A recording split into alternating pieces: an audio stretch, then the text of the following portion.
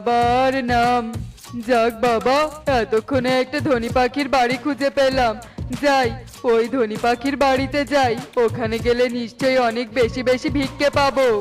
এই কথা বলে কালু সেই বাড়িতে চলে যায়। বাড়িতে কেউ আছো? আমাকে কিছু সাহায্য করো, আমি যে খুব অসহায়, আমার থাকার মতো একটা ঘরও নেই। কালুর কথা শুনে ঘর থেকে ঈগল বের হয়ে আসে আর কালুকে কিছু টাকা দান করে। এরপর কালু সেখান থেকে চলে যায়। জানো টুনি, আজকাল আমাদের নদীতে দূর দূরান্ত থেকে জেলেরা মাছ ধরতে আসে, আর এত জেলের কারণে নদী থেকে বেশি একটা মাছ পাওয়া যাচ্ছে না।